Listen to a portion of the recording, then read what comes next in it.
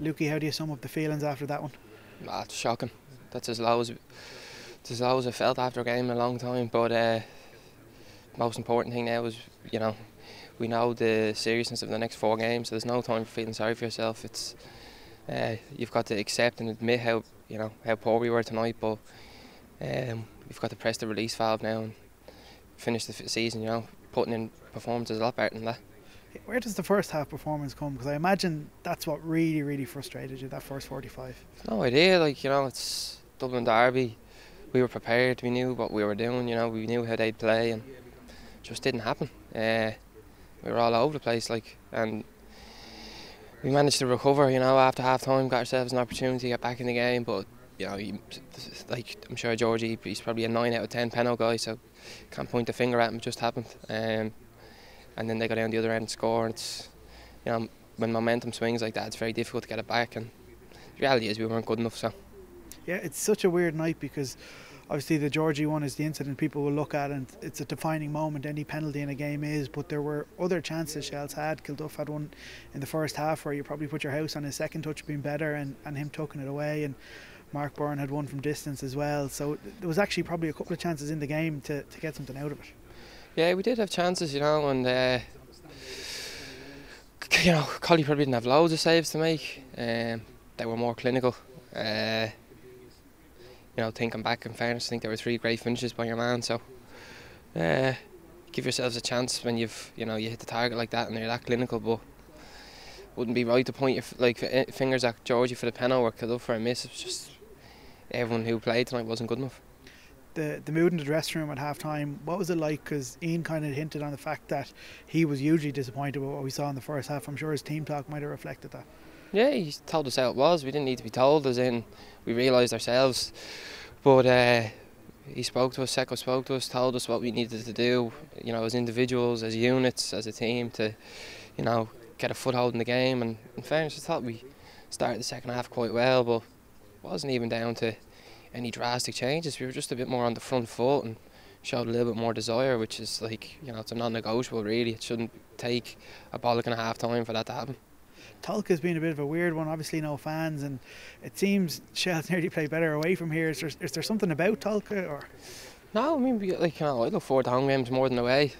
Football is shit without fans, that's a reality, but it's shit for them as well as it is for us, so it's definitely not an excuse. You'd rather play with fans every day of the week, but that's the situation we're in. We're lucky just to be playing, and no, there's no complaints about playing here. I think we're well used to it. We train here every week as well, once a week, so results might be a bit better away from home, but I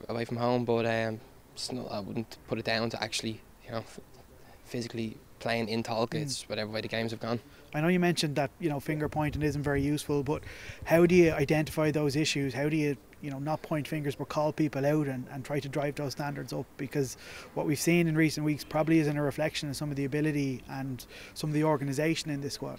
Yeah, I agree with you. I think lads, myself included, you just have to look in the mirror. It's understand what you mean. You've got to drag people up to standards, and we do that every day in training, but there's a fine line between that and pointing the finger and singling someone out, because I don't think you can single anyone out after that performance. It just wasn't good enough from top to bottom. So we just have to go away, be honest with ourselves, watch the video, regroup, and look, it's cliches, and I hate speaking in cliches, but you've just really got to just draw a line under it now, and whatever works for you to kind of block out what happened tonight. You got to find that place in you somewhere before you come train on Monday, because you can't walk around this week feeling sorry for yourself.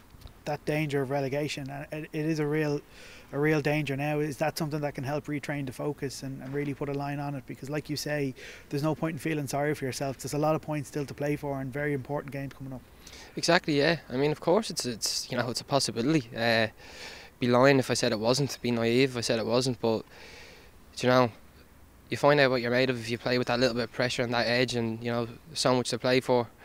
The majority of us were here last year playing under big pressure, trying to win a league in the last 2 games of the season, and we rose to it, so there's no reason we can't do the same thing. Obviously it's a different kind of it's obviously a different end of the league we're at, but the pressure and the outcome was as important as it was last year. So like I said, whatever individuals need to do between now and the next game or the next training to come and come in and have a fresh start, whatever that is for every individual. We've just all got to do it, and then we've got to find a way over the next 24, 48 hours and put it right on Saturday. I know it's very difficult for you lads. It's difficult for the fans as well. They're not here. They all have their opinions. They're all disappointed with this result. They'll watch interviews like this and they'll be looking for a response on the pitch. But in terms of a response to them watching tonight, what would you say to them? Like, I hate speaking in cliches, and I hate saying, oh, we go again and all this bollocks. It just wasn't good enough, and anyone who watched it will know that. I think anyone who's watched the team knows, we do try. It's not for a lack of trying that we don't win games. But tonight just wasn't good enough. I wouldn't even say it was, application. I wouldn't accuse anyone of poor application. It just didn't happen for us. And, if we bounce back next week, we can say, look, it was just a really bad night. But we definitely can't let it happen again. And what I would say is just, stick with us. And it's difficult because they're not actually here. But, whether that's social media or whatever it might be, just, don't be pressing the panic button. We certainly aren't. And just trust us. Lukey, thanks for fronting up. Thanks.